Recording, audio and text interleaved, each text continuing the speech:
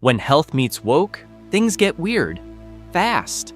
From pushing gender ideology over actual treatment to offering advice that sounds more like activism than medicine, these TikTok health providers have been exposed for putting politics before patients. Number 10. Men do not menstruate. Only women menstruate. Now, you can call yourself Cis men whatever you don't want. menstruate, but This dude is incredibly based for laying down the law. Men don't menstruate. That's just biology, folks. But it seems like the woke lady wants to go into a whole different reality here. Calling yourself whatever you want doesn't change the basics of science. Menstruation is exclusive to women. End of story.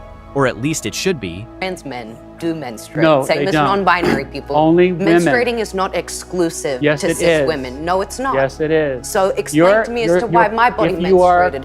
Here comes the classic "but trans men do menstruate" argument. Let me ask you this. If I put on a cape, can I call myself Superman? No, I'd just be some guy in a cape. Same logic applies here. You can dress however you want, identify however you like, but your biology is still what it is. Correct, but what about trans men and non-binary? They're We're not men. excluding a whole group of They're people here women that dressed menstruate. as men. Well, what's a man to you? You define a man for me. You have chromosomes that are X and Y. That's what a man is. Boom. Simple, direct, and absolutely correct. Why are we just looking at the science of this as an The example science. when we've learned sex and gender identity are they're completely different things. They're not completely They different are things. completely different. Completely different words. Sex is what you're born with. Of course, they'll try to separate sex and gender identity as if that changes anything. The sexual reproductive organs you have. Gender is what you identify with. They're completely Well, I don't different accept that things. distinction. You have to argue for it. You're just giving a conclusion. Exactly. You don't have to accept these made-up rules. They've just invented a whole new language and expect the rest of us to follow along without question. Based man isn't having any of it, and honestly, neither should anyone with common sense. Number 9. How would you define a woman? Because you've asked other people up here to define how we would define a woman. How would you define a woman, Mr. Walsh? Matt Walsh opens with a slam dunk definition: an adult human female, clear, concise, and grounded in reality. But of course, the trans EMT is already looking to twist things. When asked how a transgender woman fits that definition, the answer is simple: they don't. This part right here is where the whole debate should end. But of course, the mental gymnastics are just beginning. You said that you are a biological male, correct? I said I'm transgender. I might be intersex for all we know. About almost as many people in the world are transgender as intersex, and Well, a lot of people don't know. well, This part gets wild. The trans EMT tries to claim they might be intersex, tossing around random stats about how many people are intersex or transgender like it changes anything. But Walsh quickly points out the obvious. Being intersex is a genetic anomaly, not some third gender. It's like trying to compare apples to oranges to dodge the actual question. so what you're saying is that a quote-unquote trans woman is a female. By the definitions I'm familiar with, yes. So how would you define? Here comes the classic woke line. Sex is a spectrum. But Matt doesn't let that slide. He shuts it down fast, pointing out that real biologists don't believe in that nonsense. You can almost hear the audience wanting to cheer when he says those so-called researchers are full of it. Common sense always wins when you stick to facts. For 1 second, because this is an important question. You said you're an EMT. Yes. Okay, if you're responding to a health emergency. Biological male, somebody with a penis, is having a medical emergency, and they say to you, "I think I'm having a miscarriage." Would you check them to see if they're having a miscarriage? Would you consider that a possibility for them?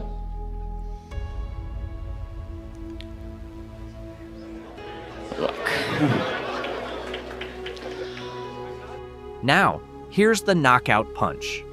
Walsh asks the trans EMT a brilliant question. If a biological male says they're having a miscarriage, Would they check for that? Of course not. It's biologically impossible. This moment just exposes how ridiculous these gender arguments are. If you can't even entertain the possibility of a male having a miscarriage, why entertain the idea that they can be pregnant in the first place? For the same reason that I can rightly say that human beings have two legs. Walsh uses the leg analogy to absolute perfection here. Just because some people are born without two legs doesn't mean humans suddenly exist on a leg spectrum. It's the same with gender. Saying women can get pregnant doesn't get thrown out the window just because a small percentage of women can't. The trans EMT has no answer for this because it's so straightforward. Woman of childbearing age, say she's 28 years old, and she can't get pregnant, you know automatically that something has gone wrong. And she can go to the doctor and find out what that thing is, even if they can't fix it. So that proves that women by their nature can get pregnant, because the simple fact that she can't shows you that there's something wrong. This is what is known as the exception that proves the rule. Whereas if a male with a penis can't get pregnant, no doctor on earth is going to run tests to see what's wrong with it. This is the cherry on top. Walsh explains that if a woman of childbearing age can't get pregnant, it means something went wrong. There's a medical explanation for it. But if a man can't get pregnant, no doctor is running tests to figure out why. Why? Because men can't get pregnant. It's biological reality, and Walsh drops the mic on that. Number 8. I just got off the phone with my wife, who took my 9 and 7-year-old boys to the doctor today. My 9-year-old son went in first, and the first thing this woman asks him is if he identifies as a... All right off the bat, this guy's fired up, and for good reason. His 9-year-old kid goes to the doctor for a checkup, and the first thing the doctor asks isn't about his health. It's whether he identifies as a boy or something else from this long list of woke terms. 9 years old. The kid probably just wants to know if he can have ice cream after this, not debate gender theory. Identifies as a boy, a girl, gender fluid, or non-binary. He's never heard of any of that before. And you gotta love the wife here. She stood up and said something. Round of applause for her. Too many people just sit there and let this madness roll over them. But not this mom. She wasn't going to let her kid be confused by some doctor with an agenda. And props to my wife because she said something. And if she didn't, they would have asked my 7-year-old son the same question. Did you hear that? The key words were that his wife said something. Seriously? Asking a 7-year-old the same nonsense? I can barely get a 7-year-old to decide on what cartoon they want to watch. And now, we're asking them to pick from some gender buffet? Absolute insanity. But this dad makes a great point here. Not enough parents are speaking up. If more did, we wouldn't have doctors thinking it's okay to push this garbage on kids. Not enough of you parents are pushing back on the clear agenda to indoctrinate your children, and that's why these medical professionals have the comfortability to push their unscientific beliefs. The real issue is how comfortable these so-called medical professionals are in bringing this stuff up like it's normal. Where's the science? Where's the data that backs up confusing kids with all these options before they even know what half the words mean? It's not there, folks. Because it's all based on feelings, not facts. Beliefs onto your sons and daughters. I did some more digging on this strong father, and he homeschools his sons, which is exactly what I believe. Now, here's the twist. The dad homeschools his sons. Smart move. Public schools have become a circus, and if you want to protect your kids from all this woke craziness, homeschooling is looking like the best option. Sure, it's not easy, but what's more important than your child's future? Number 7. Life begins when you understand living women matter more than potential babies. First off, can we stop with the false dichotomy? It's not an either-or situation. But sure, keep pretending like this is some deep moral stance while ignoring the obvious. What is it? What do you mean? If it's a potential baby, what is inside of a woman? Exactly. What do they think it is? A figment of imagination? It's a living being, but apparently we're calling it a fetus. Like that changes anything. Newsflash, just because you give something a different label doesn't make it any less alive. Actually, that's like saying if an acorn is a tree. When does the fetus become living? The pro-choicer tries to weasel out by saying it's not living. I mean, what? How can something grow if it's not alive? Plants, animals, humans, we all grow because we're living. This isn't complicated. Actually, that's like saying if an acorn is a tree. When does the fetus become living? And here comes the worst analogy ever, comparing a fetus to an acorn. Yeah, because an acorn and a human baby are the same thing, right? It's like they're trying so hard to be clever, but failing miserably. Nope. That's actually a good question, but that line... Yeah, of course, because you don't know it. They can't even answer when a fetus becomes living. Of course they don't know, because deep down, they realize it's alive from the start. But admitting that would destroy their whole argument. It's living. It's living. Oh, wait a second, but I got something for her. When does this clump of cells or fetus become living? When it can sustain But- its own life. But when is that? When is the sustainability? How do you sustain life? Like, my newborns aren't sustainable. You can't just have a newborn. Our guy brings up the best point yet. Newborns aren't sustainable on their own. You can't just leave a baby in the wild and expect it to survive. By their logic, a newborn wouldn't count as living either. It's just pure nonsense. These arguments always circle back to one thing: denial of basic common sense. Number 6.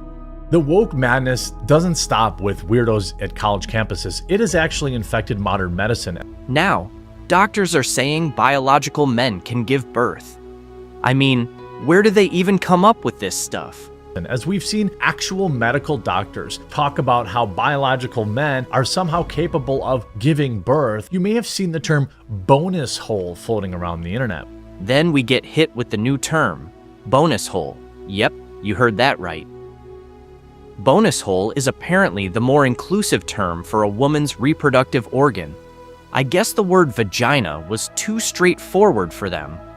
The woke brigade is always on the lookout for something else to change.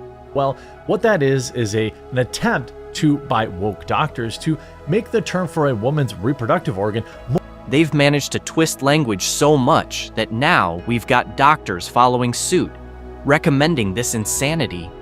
They want to call it a bonus hole to be more inclusive, as if changing the name changes the biological function. How about we just stick to reality instead of trying to reinvent it? More inclusive. Bonus hole is the more inclusive term for vagina as recommended by LGBT Foundation, and it's gone viral because everybody's absolutely sick of this nonsense. Bonus hole? Are you? And of course, this term has gone viral because people are fed up with this kind of nonsense. I mean, bonus hole? Are you kidding me? What's next? This whole thing is like living in some dystopian comedy. Meanwhile, these same doctors are pushing ideas like biological men being able to have kids. Absolute lunacy. Are you kidding me? We already have doctors out there talking about how biological men can have kids and doctors talking about all sorts of nonsense. No, it is not a bonus hole. It's a vagina, you. Let's get real here. It's not a bonus hole. It's a vagina, period. Calling it anything else doesn't make you progressive. It just makes you sound ridiculous. These woke doctors need a serious reality check because all they're doing is confusing people and erasing basic biology. Number 5. Lives matter or just some black lives? The black lives killed by black men matter, right? Yes? This is where it all starts going downhill for the woke nurses. They're all about that Black Lives Matter Instagram moment. But as soon as this guy hits them with the hard question, do all Black Lives Matter or just some? You can already see them squirming. It's easy to hold a sign, But it's a whole different story when someone challenges your hypocrisy. The black babies killed in the abortion clinics matter, right? Thought so. The black officers. He doesn't hold back. Black babies in abortion clinics, do they matter? Suddenly, the virtue signaling stops. These woke nurses have nothing to say when it comes to addressing the uncomfortable truth about the abortion stats in the black community. They've clearly never had to answer that one before. Killed by that bastard in Minnesota, that matters too, right? Okay, but the black babies that... And just when you think it couldn't get quieter, he brings up the black officers killed in the line of duty. Where's the outrage for them? These nurses were ready for their photo op, but didn't expect to get hit with real questions about who they're actually fighting for. That are killed in the abortion clinics don't matter, do they, medical people? Do their lives matter? Now we're back to the abortion issue. Do black babies in the womb matter? Medical professionals, mind you, who are supposed to value life, suddenly go dead silent. You can practically hear their brains scrambling for an answer that doesn't make them look like hypocrites. Does the future of our black babies matter? Huh? What's up? What's up? Awful quiet now, aren't they? It's priceless. Awful quiet now, aren't they? You'd think they'd have something to say, but nope. When confronted with the inconsistency of their logic, they just freeze up. They're loud when it's about slogans and hashtags, but when real accountability shows up, they've got nothing. Hey, it's okay if we kill them in the womb, right? But you have a problem when you don't seem to really have a problem when we kill them on the streets. Yes, well, we know that question cuts deep. They'll shout for justice in the streets, but won't lift a finger for unborn black children. You can see the discomfort on their faces. It's like they know they've been exposed, but can't admit it. Same issue. If we don't respect the lives of our unborn children enough to save them. He hits them with the final blow. Number 4. Now we're dumbing down the most important field ever. And that terrifies me as an aging person. When you're aging, you want someone who knows what they're doing, not someone who's more focused on pushing a social agenda than saving lives. Bingo, right on point. And now I only want to go to doctors who are my age or older. Yeah. And at some point, they're not going to be around. You know what I mean? Where the heck is see doctors who are much younger and going through the system now. And I look at that. Terrifying. I look at that now. I look at doctors when I go in to see doctors. If I'm looking at a new doctor, I judge them based on their. Honestly, at this rate, who wouldn't want an older doctor? You can trust they actually learned real medicine, not some woke nonsense about gender theory in their anatomy class. The fear of younger doctors coming through this new system is real. They're more likely to diagnose you with wrong think than an actual illness. I don't know about that, because I know that they a lot of them just got out of med school or just got out of their residency, and I'm like, they're probably woke. And I don't know if I don't want a woke doctor. I want a freaking doctor, you know? Yeah. The speakers got it right. No one wants a woke doctor. People want someone who sees them as a person, not as a political project. A doctor should be focused on your health, not pushing a narrative. All we ask for is a professional, competent doctor, not someone who's going to look at you through the lens of some social movement. Number 3. If this person actually is a doctor, they deserve to lose their license immediately. What they're saying, what they're spreading is harmful and disrespectful of actual biological women. Make sure you leave a like on this video and you subscribe so I can keep bringing these folks to light. You Karens out there who have your panties in a bunch about the fact that doctors are starting to use the term pregnant person instead of pregnant women, I want you to listen up. Women are people. Non-binary people and trans men are also people.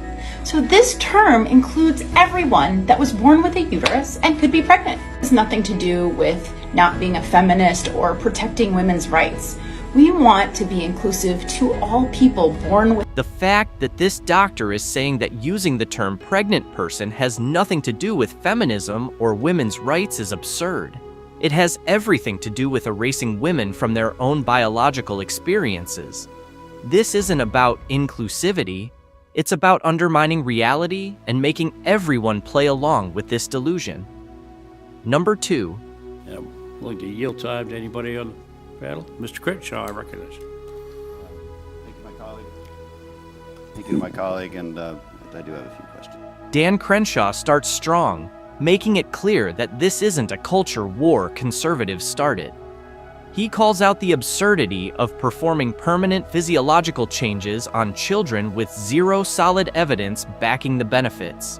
This isn't about politics, it's about protecting kids from irreversible harm. You can feel the tension building as he refuses to back down from calling this out as crazy. I want to say a few things first. We keep hearing this is a politicized issue, this is a manufactured culture war. I gotta say, we aren't the ones who did that. We aren't the ones that came up with this radical new movement that is performing permanent physiological changes to children with no evidence of any benefits. We didn't start that. We're just trying to stop it because it's crazy. It's a contentious issue, which almost 70% of Americans oppose. So we are just saying here that taxpayer money shouldn't be used for it. That's all. This should not be that controversial of an issue. Questions are for Dr. McNamara. I just want to ask you, honestly, you're not concerned about the unknown effects of puberty blockers, hormones, and surgical interventions in kids, the long-term effects, not concerned about that?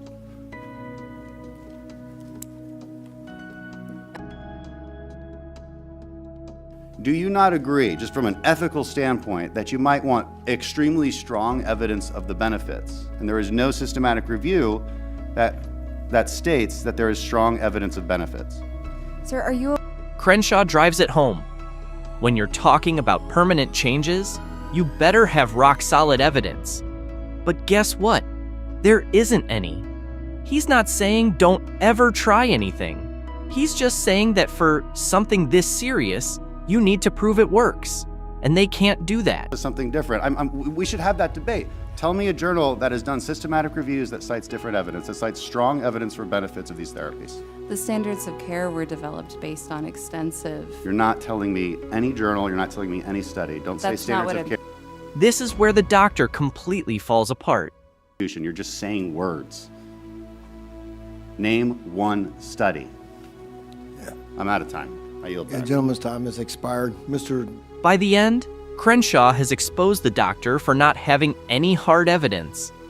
The doctors got nothing to back up their stance, except vague references and buzzwords.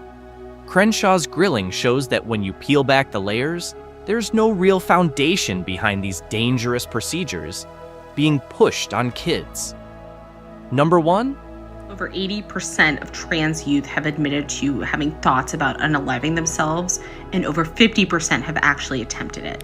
Yeah, because clearly in her mind, the solution to a mental health crisis is to go straight for the surgery. Forget therapy, forget understanding what's really going on. Just start lopping off body parts like it's some kind of one-size-fits-all solution. It's beyond twisted. It's like thinking a Band-Aid will fix a broken bone. I've actually never had one until now. Talking about we need to reestablish what we think of as abuse, we need to reestablish what we think of as doctors, because if I walked in, And our guy hits the nail on the head. Imagine you walk in with something minor, like a sprained ankle, and this is the doctor standing there, ready to suggest irreversible surgery. It's like a nightmare in real life. Talking like a sprained ankle, I would run to the hills. And yet she's cutting kids' dicks off. Y'all are trusting rainbow hair with your child's genitals.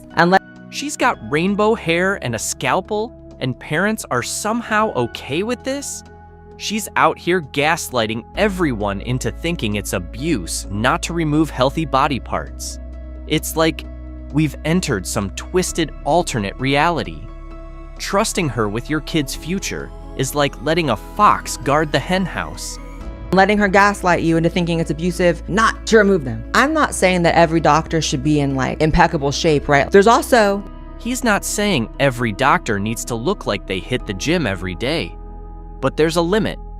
This woman looks like she's falling apart and can barely keep it together herself. Yet she's out here pretending she knows what's best for your kids?